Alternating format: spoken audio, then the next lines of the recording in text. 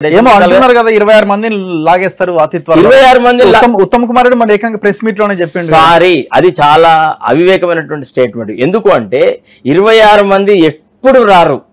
Take it Raghu. ఎందుకు అంటే ఆ 26 మందిలో ఆయన కులపోళ్ళు ఉన్నారు, అవును, ఆయన వాళ్ళు ఉన్నారు. వాళ్ళు ఎందుకు వస్తారండి? ఎవరు? కేసీఆర్, కేటీఆర్, హరీష్ రావు, జగిత్యాల సంజయ్ రావు, వీళ్ళంతా వాళ్లే కాదు.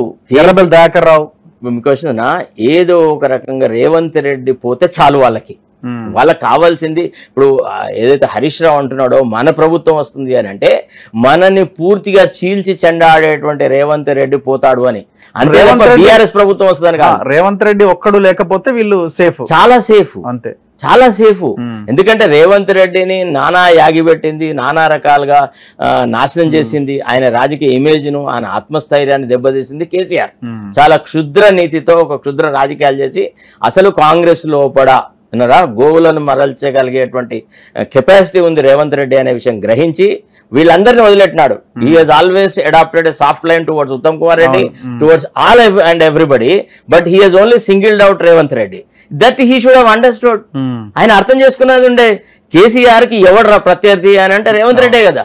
ఆలోచించవద్దా, నా ప్రత్యర్థులు ఏం చేస్తున్నారు, ఏ గేమ్ ఆడుతున్నారు, నన్ను ఎటువైపు పుష్ చేస్తున్నారు, నేను ఎటువైపు పోవాలని ఆలోచించొద్దా? వాళ్ళందరినీ చేర్చుకోవడం వల్ల ఒరిగిన ప్రయోజనం ఏముంది? ఇవాళ ఏం లేదు. దానివల్ల అపప్రదం వస్తూ ఉన్నాడు. ఇవాళ ఇంకొక వాదన ఏముంది అంటే బీజేపీకి సంబంధించినటువంటి ఎంపీలను గెలిపించడానికే ఇలాంటి ఫేస్లెస్ ఫెలోస్ ని, డిస్క్రెడిటెడ్ పర్సన్స్ ని తీసుకొచ్చి కాంగ్రెస్ నుంచి కంటెస్ట్ చేయిస్తున్నాడు అని. ఈయనకి ఎందుకు ఏమవసరం అండి? దానం నాగేందర్ టికెట్ కోసం ఈయన ఎందుకు ఇంత కృషి చేయాలి? పార్టీ అధిష్టాన వర్గంతో ఎందుకు వాదులాడాలా? ఇంతవరకు ప్రచారమే స్టార్ట్ చేయలేదు. అతనే కాదు, ఈవెన్ రంజిత్ రెడ్డి గురించి కూడా మాట్లాడాలన్నా చాలా కష్టమే. తర్వాత రెండోది ఏమంటే కొంత ఆలోచించాల్సింది, ముందు మన టార్గెట్ ఏంది? మనం ఏం చెప్పినాము? టీఆర్ఎస్ కంటే భిన్నమైనటువంటి ప్రజాపాలన తీసుకొస్తాం అన్నాడు. ప్రజాభవన్ అని మనం దాన్ని తీసుకొచ్చినాం. ఏమండి, ప్రజాపాలనకి జ్యోతిరావు పూలే భవన్ అని చెప్పినాడు. అతి ఆర్భాటంతో దాన్ని స్టార్ట్ చేసినాం. ఒక్కనాడు ముఖ్యమంత్రి అక్కడ కనబడ్డ సందర్భం ఉందా? ఒక్కనాడు పోయిన సందర్భం ఉందా? పోనీ today how it is functioning అనేది ఏమైనా ఉందా?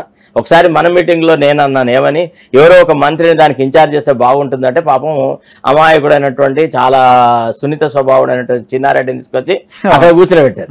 ఆయన వల్ల అక్కడ ఒరిగేది లేదు, తరగలేదు. ఒక మంత్రి ఉంటే ఆ మంత్రి మాటలు ఆఫీసర్లు వినడం అది ఇది జరుగుతుంది. దానికి ఎంతో కొంత సరే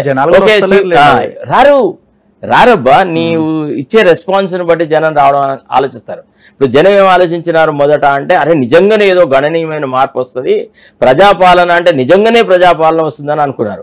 కానీ ఇక్కడ ప్రజాపాలన బిల్డింగ్ని ఒక ప్రతీకగా చూపెట్టి మళ్ళీ జ్యోతిరావు పూలే లాంటి ఒక గొప్ప నాయకుడి పేరు పెట్టి అక్కడ ఏం జరగకపోయేటప్పటికి ఇదంతా అవుతుందా భయ్, అక్కడ ఇక్కడ గంతే, ఎవడైనా మాటలు మాట్లాడతాడు తప్ప చేతాలలో ఏముండదు అనేటువంటి ఒక ఆలోచన తీసుకొచ్చినాడు.